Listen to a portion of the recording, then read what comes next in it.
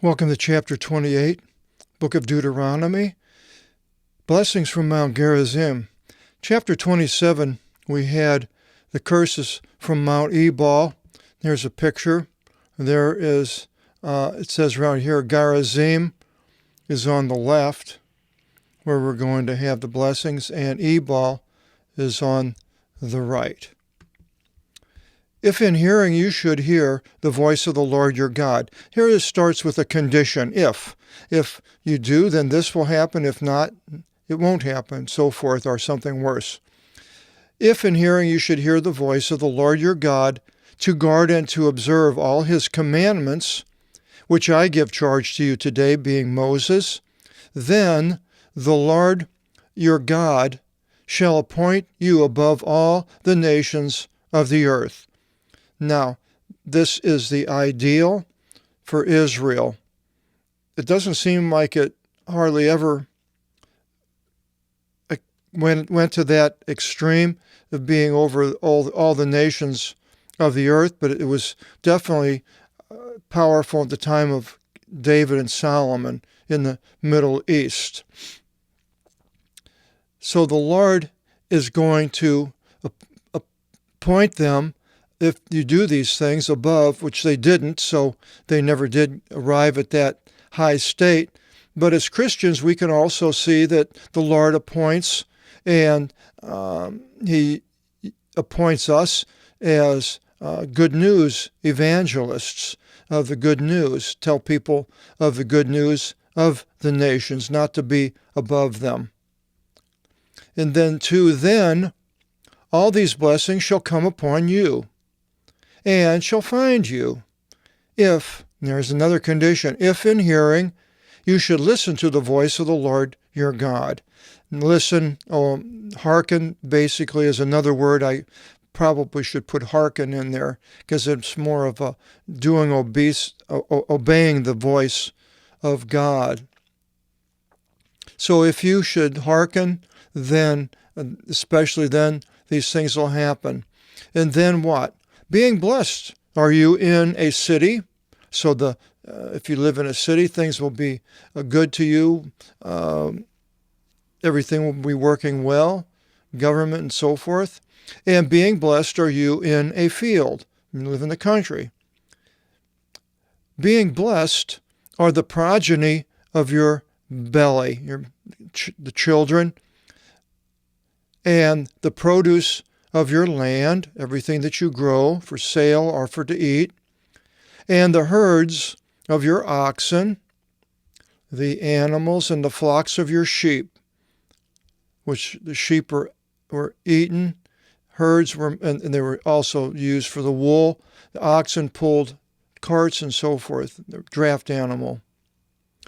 Being blessed are your storehouses, all the things that you've put up, the foods and grains and so forth in the silos, and your surpluses, things will overflow. I find I'm blessed as far as everything that I have here. I don't have an abundance. It's not like I'm a country, I'm a single person, but God has taken care of everything that I need, all the clothing and foods. I had downstairs, I have some foods in a storehouse, and I have a transportation animal that they had in those days. I have a Ford and a covering over my head. And being blessed are you in your entering, and being blessed are you in your going forth. So your actions are blessed, and I feel like I am. I have a good life, get up in the morning, have coffee, and go out and try to hopefully run across somebody I can share Jesus with, the coffee shop, which happens quite often.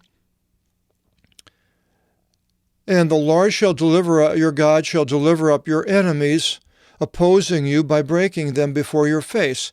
This was very important to those people because they had a lot of enemies, as Israel also does today. Now myself, an individual, I don't know of anybody that I have an enemy. They may be an enemy, but I don't know who they would be.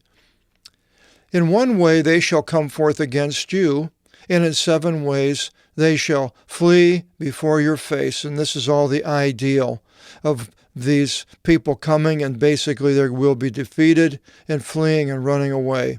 And this was brought out in many places in the Old Testament where people were attacking Jerusalem or up in Israel, and the Lord sent his fear, and they thought they heard another army coming and so forth, and fled, left everything. One story where these people that had leprosy, they went out, they figured, well, if we're going to die, we may as well go die out there with the Syrians or whoever they were, and went out, and camp was empty. Everything was gone, but they left everything, all the goods and gold and silver. And so they came back and told everybody, and prophet was run over by the stampede, false prophet. And it's an interesting story. So they will flee from your face. Even not your face, God will put it upon their heart to flee from them. May the Lord send upon you the blessing, evlogion, an eulogy, comes from that, among your storerooms, and on all or in all, whatever you should put your hand, whatever you do would be successful. If you were a farmer or a craftsman, so forth.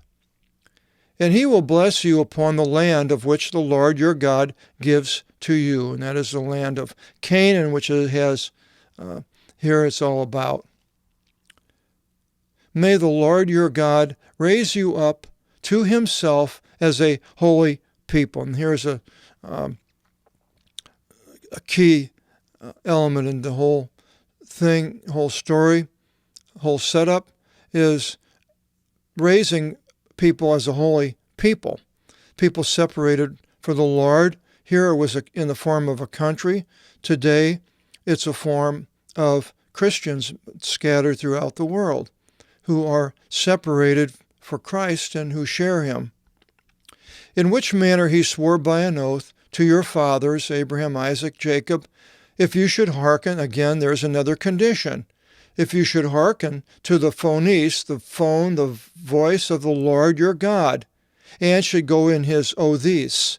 Odometer comes from that. If you should go in his ways. So you have to hearken to the God's voice, read the Bible, and then do what he says and stay in that way. And don't wander off the path. Easier said than done. And all the nations of the earth shall see you, that the name of the Lord is called upon by you, and they shall fear you. And many did around there when the Jews were coming to go into the land. They feared them because we know that from the when they went to send spies into Jericho, and they stayed at the harlot's house. I forgot her name, not Tamar. Anyway, she said that they were fearing these people. And the Lord your God shall multiply you for good things upon the progeny of your belly. He's going to multiply you with many children to do good for your whole, your family and the country and the people, tribes. And upon the progeny of your cattle, and upon the produce of your ground, upon the land which the Lord swore by an oath to your fathers to give to you. May the Lord open to you his good treasury. Thesavron, thesaurus comes from that, of words, treasury of words. May he open his treasury, the heaven, to give its eaton, hyatal, rain, hyatal rains, to your land, geology, in its season. And so the land of Israel today is blessed by God, and they're one of the top fruit producing and exporting countries in the world. To bless all the works of your hands. Israel, you can buy other things from Israel, not just fruit, but they make a really nice shoe, sandal rather, and maybe a shoe, a nayat, top quality. and I'm sure other things. I know they are other things. I have some. I can't think of what they are, but so they will, the works of your hands, which you make. And you shall lend to many nations, but you shall not borrow. Now, the Rothschilds family in the 18th, 17th, 18th, 19th century lent to many nations. They had a tremendous amount of wealth, and they were able to lend. You can go on Wikipedia and look under the Rothschilds, and there are, I'm sure, other Jewish bankers in the world during the last 200 or 300 years that lend to nations. But it says, you yourself shall rule many nations, but they shall not rule you. Israel never ruled too many nations. They basically went into what is today Jordan, and the Moabites and the Ammonites, and that was about it. Now, Israel today doesn't rule any nation. It has a hard enough time with its own nation. May the Lord your God place you as Kephalim, the cephalic head, and not as the tail. So you be in charge and not just something that's on the end. And you will be then above, and you will not be underneath. You'll be on the top of the heap. Everything going good will go well with you if you do these things. Here's another if. If you should hearken to, I'm going to move the to over to hearken to, the commandments of the Lord. So the commandments are written out in the Bible. Now, we're not under the Mosaic laws as Christians, but the main law is to Lord our God is one, to love your God with all your heart, soul, mind, and your neighbor as yourself. The neighbor as yourself wasn't part of the 10 Commandments that I know of. As many as I give charge to you today, to guard and to observe. And you shall not transgress from all of the words which I give charge to you today, to the right or to the left, to go after other gods to serve them. Now, I might move that repercussions right up to here, because basically, to me, it seems like this is the end of the blessings. Now, the repercussions, if these things are what they are to do, the if are not followed, then the repercussions. And that begins, I believe, in 15, and it's again conditional. And it shall be if you should not listen to the voice, the phones, the phone of the Lord your God, to guard and to do or observe, pein, 4160, the verb to do, depends on the context in so many places. Here, observe all of his commandments. You wouldn't do all of his commandments. You could put that in there, but I like observe better. As many as I give charge to you today, then shall come upon you all these curses, and they shall overtake you. Now here they are. Accursed are you in a city, and accursed are you in a field. Now I look at not going along with these. Seems like the Jews have had an abundance of curses being taken over by the Nebuchadnezzar, the Babylonians, the Assyrians, and later the Romans, then gone for 2,000 years. Accursed are your storehouses and your surpluses. Accursed are the progeny of your belly, and the produce of your land, and the herds of your oxen, and the flocks of your sheep. Accursed are you in your entering, and accursed are you in your going forth. May the Lord send upon you lack, not having things, and craving, wanting things, and you can't have them. It's terrible. And consumption upon all things of whichever you should put your hand upon, be gone, disappear, as much as you should do, until whenever he should utterly destroy you. Wow. And until whenever he should consume you quickly, because of your wicked practices. For you abandoned me, So this is a showing of the future, what could happen if they abandoned him, which they did, and all these things happened to them more than once, as I said. Romans, Babylonians. May the Lord cleave the plague to you. Thanaton, death. Thanatosis is something that's dying.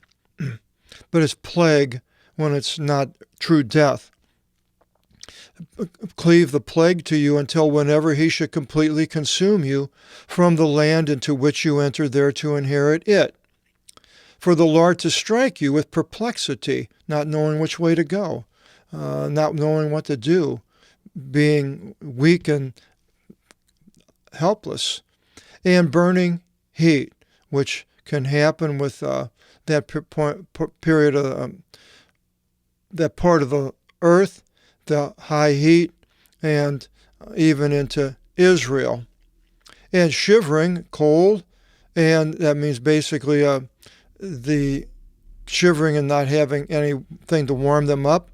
Aggravation over peoples or things or nature and so forth. And carnage by probably generally war and losing, and many people being killed and being attacked by marauders, and like the Vikings did in England. And wind blown, where like not hurricanes there, but they had the winds from the desert and blow in and bring locusts and sand and all sorts of things. And paleness, dryness. And may they pursue you until whenever they should destroy you. And this is still the curse. And we'll go up here in a second, will be to you. The heaven above your head will be to you as brass. That means it won't be raining, it'll be hot. And the sun will be shining, and the earth underneath you as iron. And I think of like the Death Valley in the United States, just very, very hot place that you don't really want to be in August. May the Lord appoint the rain of your land as a cloud of dust. Dry it out. And 2,000 years, it was a pretty dusty place. It was nothing like it is today, all the days between the Romans and 1948.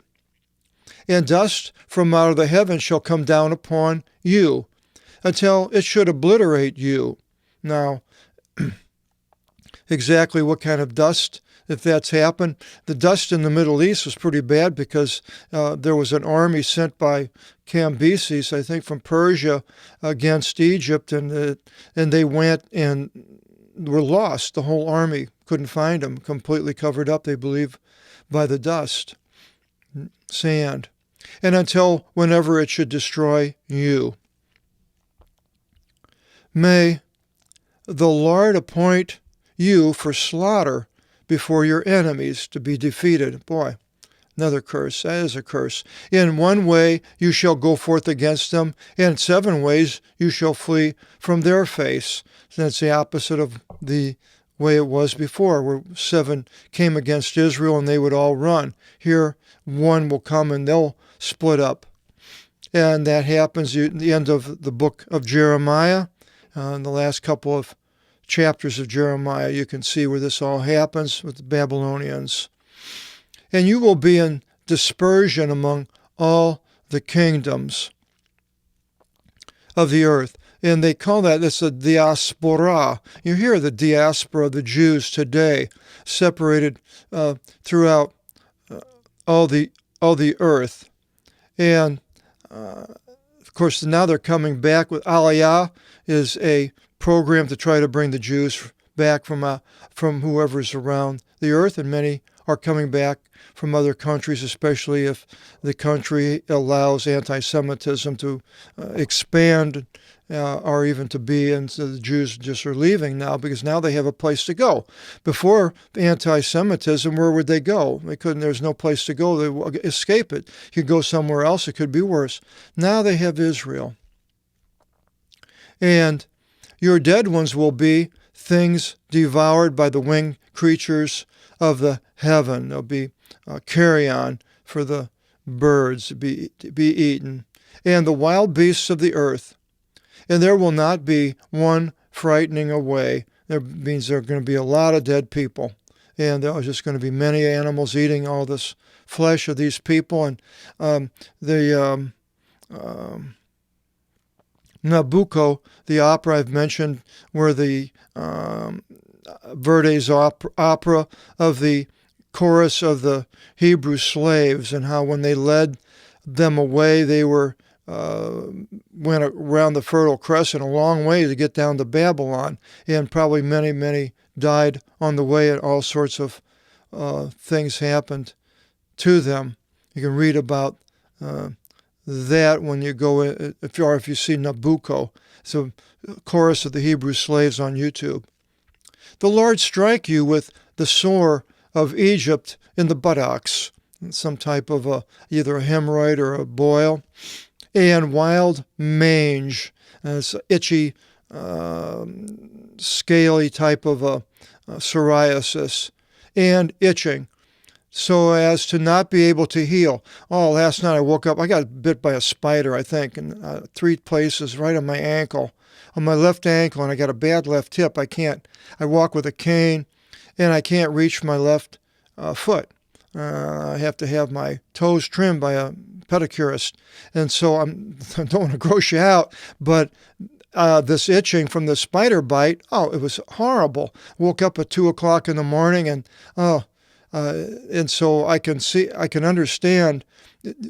Some people would think, well, itching is just, no big deal, but it can be a big deal.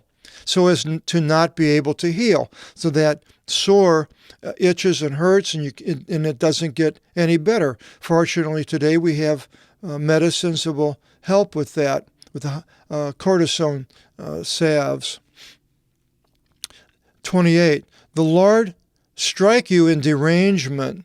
Now, deranged would be almost madness, and inability to see. Can't see what's going on, what's right and what's left, and so forth, and an astonishment of thought. Dianetics comes from that. Astonishment of thought, where you're astonished, and it's actually keeping you from the right action. You're just in a state of shock. And you will be groping at midday as the blind one gropes in the darkness. And so you'll be trying to go the right way, and it's not going to happen. And your ways will not prosper. Basically, a lot of these things, and Jesus brings in, following him, we won't be walking as blind, the blind leading the blind, as he said, the blind leading the diamond, they both fall in a ditch. And you will be then injured and torn in pieces all the days by the wild animals. It doesn't say that, but that's basically what I believe what it's talking about here. And there shall not be one helping you. Nobody wants to help the Jews. I have a hard time getting any help today. The United States is their biggest help. A lot of Europe is walking away from Israel, but the United States still supports them, and I don't know for how much longer. Things are changing daily. You shall take a wife, and another man shall have her. That is a thing that was made. A movie was made out of this exact thing. It was called The Pawnbroker, with Rod Steiger. It was a man who was living in Germany and happy. The movie begins with his wife, and they're out in the fields, and everything is beautiful, and all of a sudden the Nazis come and take him, put him in a concentration camp. And I don't even want to tell you how bad things happened, but they basically took his wife and made him watch, and this is what the Nazis did. It follows exactly here what God says is going to happen to him. And now it put this man in shock, and he ended up in the United States, became a pawnbroker in New York City, and he would blame, why did I have to go through all this just because of some man named Moses saw a burning bush? And I suppose if you're a Jew, you could question that, but you don't have to. You can become Christians in any nation there is and not go through all these things. They could have found a way out. They could have become Christians. Well, now, of course, if you're a Jew and you would think that would be an anathema, you're not going to do that no matter what, well, then the repercussions are there. But the offering of becoming a Jew is always there, and most of the early Christians were all Jews, thousands of them, tens of thousands. And they ended up leaving. You didn't no longer consider themselves Jews because Paul said that we're neither Jews nor of the nations. We're Christians. You shall build a house, and you shall not live in it. They come and take it. You shall plant a vineyard, and in no way shall you gather its vintage. No, you won't drink any wine from it. Your calf being slain before you, and you will not eat from out of it. Your donkey being seized by force from you, and it shall not be given back to you, all your livelihood. Your sheep being given to your enemies, and there shall not be one helping you. The Nazis took everything of the Jews. Still today, the Jews are finding things that people owned, different parts of the world that were actually owned by the Jews, and getting them back. Probably not much, but that is happening. Your sons and your daughters will be given to another nation, and your eyes shall see, being inflamed over them, that is crying, and your hand shall not be strong. Now, some of these things you can see Christians happening to Christians, but the history of the Christians in some of these churches and so forth, the Byzantine Empire was basically Christian, but it was destroyed by the Muslims, and Muslims took over all the Byzantine area except for Greece. And so I look at people walking away from God, Christians, are people that don't wanting nothing to do with Christianity, walking away from God in Scandinavian countries and France, Germany, Italy, and so forth. And a lot of bad things are now happening to these people. And they could be to a point where they can't do anything about it. The resources of your land and all the things of your toils a nation shall eat, which you have not knowledge of. Somebody's going to come, and you don't even know who they are, and they're going to take what you own. And you will be injured and devastated all the days. And you will be deranged through the visions of your eyes, which you shall see. For the Lord to strike you by a severe sore upon the knees and upon the shanks, so as to not be able to heal yourself from the sole of your feet unto the top of your head. Wow. So you won't even be able to be healed. May the Lord take you and your rulers, whomever you should place over yourself, by a nation who you have not knowledge of yourself, nor your fathers. And you shall serve there to other gods of wood and stone, the Babylonians, Assyrians, and the Persians. And you will be there in an enigma, and a parable and a tale. An enigma is a dark saying. People kind of almost make fun of them. The wandering Jew. You hear that today. In the past, not so much anymore because they're not wandering, they're in Israel. But the wandering Jew was something, it was an enigma. They're wandering all over the world, not having a home for thousands of years. A parable, stories, and a tale. In all the nations into whichever the Lord should take you there. So it's going to happen, all these places. And they did go to many places for sure. Much seed, children, you shall bring forth into the plain. That's not seed, true seed here.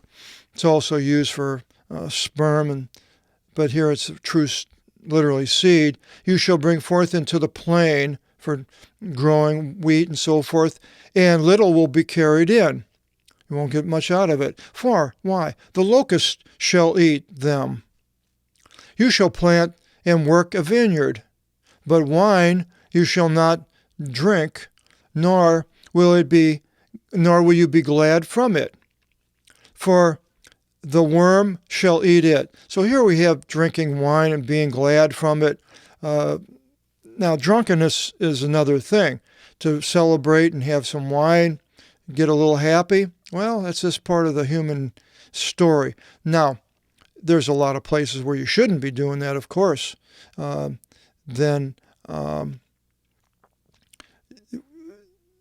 If like before you do on a Sunday and going to church, I don't think it's a good idea to go to church having a buzz from some wine.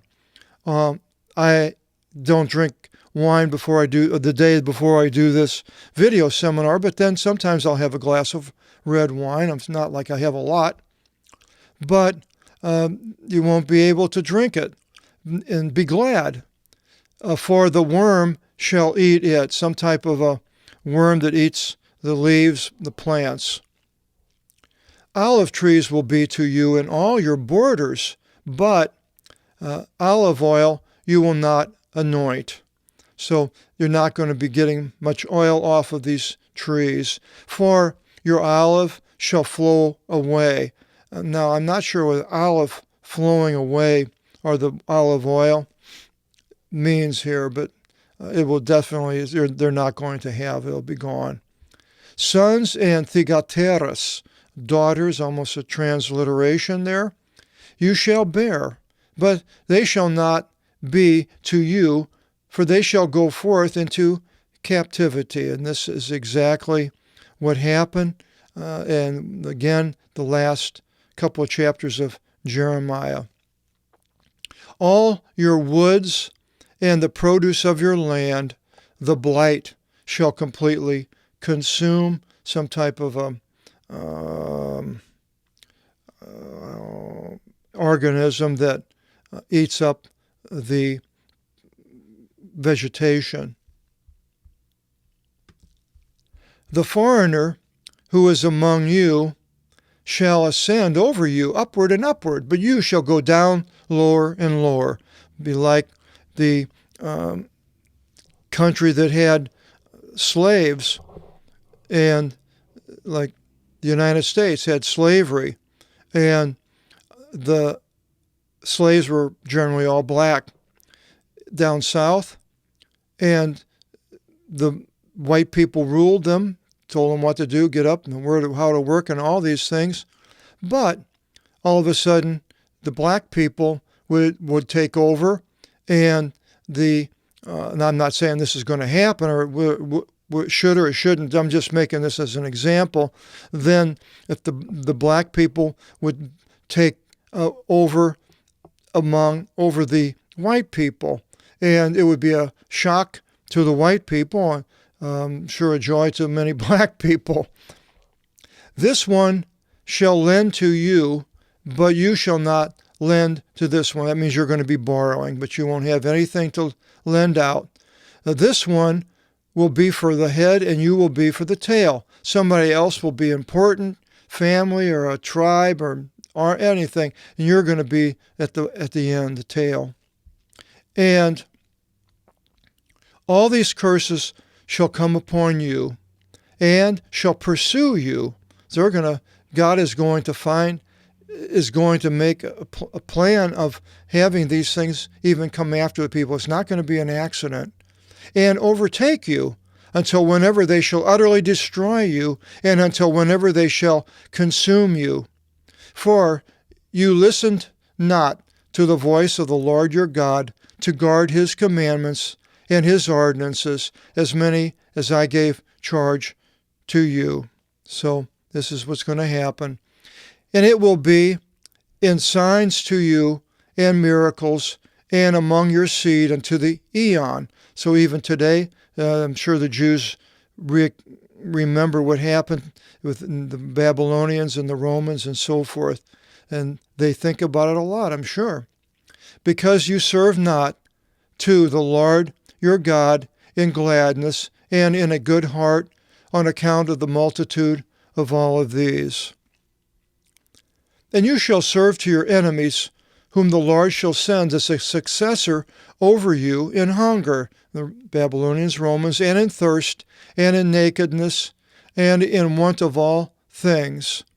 And he shall put a collar of iron upon your neck, that is slavery, until whenever he should utterly destroy you. So you'll be going into Babylon in collars of iron. The Lord shall bring upon you a nation far off from the end of the earth. Now, I believe this was Rome. Babylon wasn't that far off. They knew of Babylon. But later, I think it's, I see this as Rome. I don't have any proof that it is, but from the Escatu, the end of the earth, that's a long ways away from Israel at that time.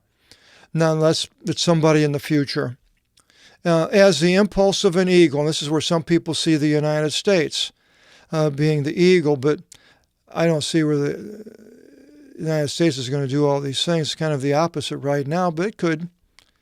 A nation of which you will not hear its voice. A nation impudent in its face, which will not admire the face of an old man, nor will not show mercy for the young. And then the Nazis, you could see pictures of them hitting old women and so forth, men pushing them and not having any mercy on them whatsoever. It's all documented in pictures. People that don't want to believe that these things happened.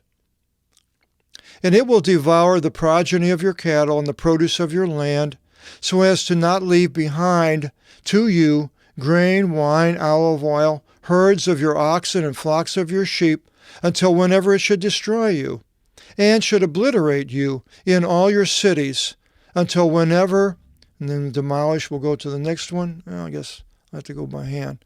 Until your walls should be demolished. And this is what happened here. This is why I think it's the Romans, but could be somebody else. The high and the fortified, upon which you rely upon them in all your land. And it shall afflict you in all your cities, which the Lord your God gave to you, which Rome did, went all over, destroyed it. And you shall eat the progeny of your belly, the meat of your sons and your daughters, as many as the Lord your God gave to you in your straits and in your affliction, in which your enemy shall afflict you. We have here Mary of Bethzubah by Josephus writes this, and it's a story of cannibalism told by Josephus in his Jewish wars, which occurred as a consequence of famine and starvation during the siege of Jerusalem in 70 A.D. by the Roman legions, commanded by Titus. The tale is only one account of the horrors suffered at Jerusalem by the summer of 70. And you can stop it right here and read this whole episode here that Josephus writes at that time.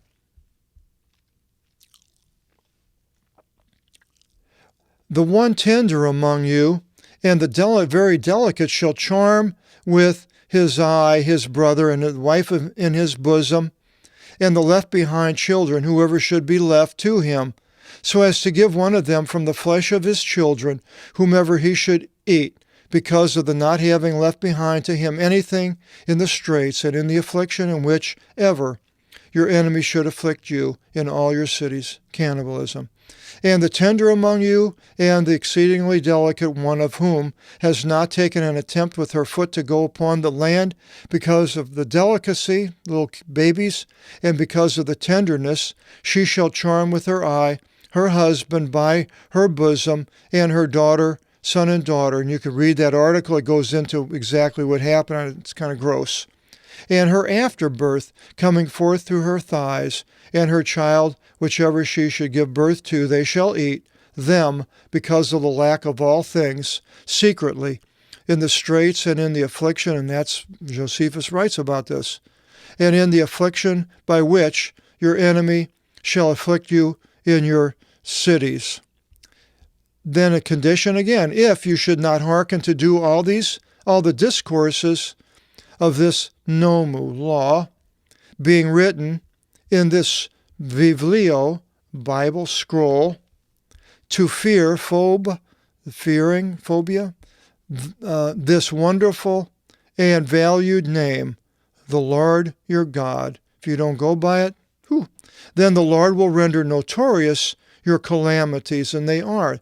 The calamities of the Jews are read about today, and the calamities of your seed. And the Jews cried out to Pontius Pilate, his blood be upon us and our children. Continues down today, I believe.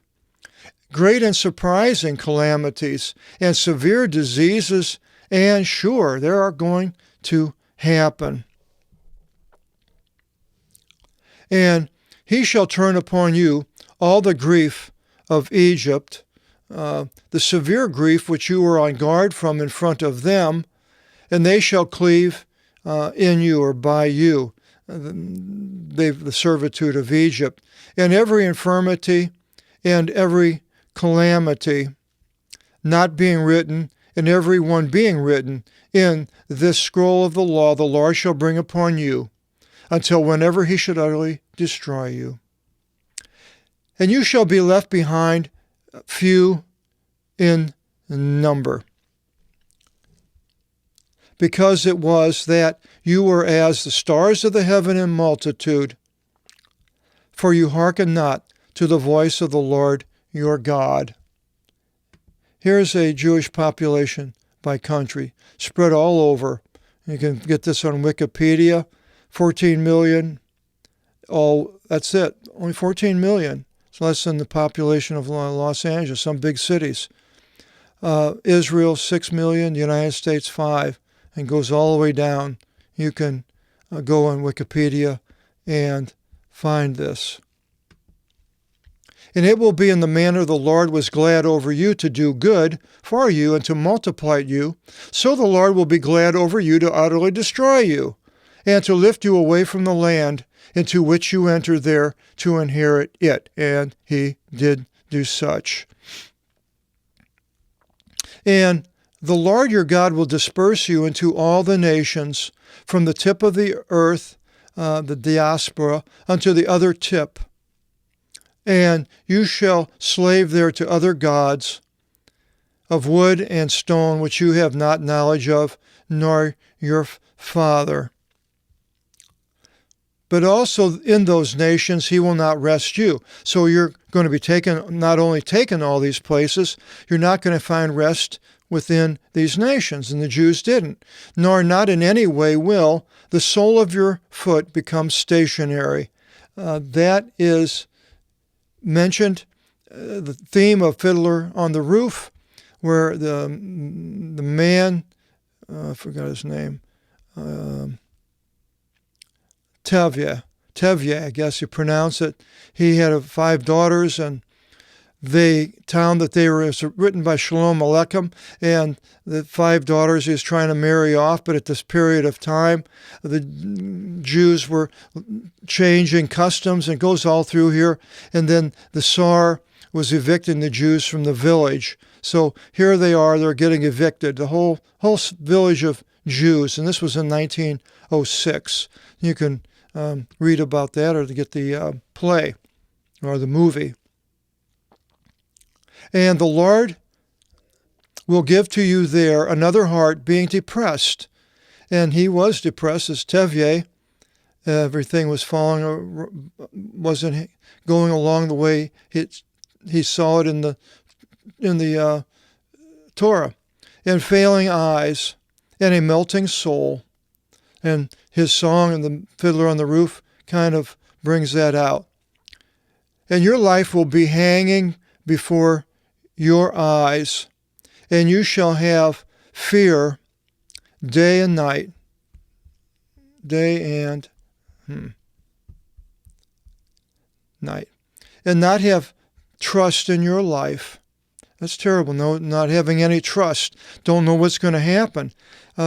Politics can change, and all of a sudden your whole life is in uproar. Living like that, I can't imagine. It'd be like somebody coming in and moving everybody out of this town or the town that you're in. What would you do? How would you handle something like that? Terrible. And this is what's happened to these people for thousands of years. In the morning you shall say, "Oh, how that it might become evening," so I can go to bed and get away from it. And in the evening you shall say, "Oh, how that it might become morning from the fear of your heart, of which you shall have fear, and from the visions of your eyes, which you shall see the bad dreams. And the Lord will return you into Egypt in boats, and in the way which I said, you shall not proceed again to behold it." But the northeasternmost part of the city of Alexandria was considered the Jewish quarter by the time of being developed from time of Alexander the Great until the time of Jesus. So they did come back to Egypt, Alexandria. You can read about that under Alexandria in the Wikipedia. "And you shall not proceed again to behold it. And you shall be sold there to your enemies for men servants and maid servants, and there shall not be one acquiring you." They don't even want a Jewish person for whatever reason. And so you're going to even be disdained from being a slave. A lot in the chapter. Chapter 29, yet all through all this, the Lord preserves Israel, and to preserve something can go for a long, long time. We'll find out about that, chapter 29. Hope you'll join us in the next video seminar. Till then, God bless.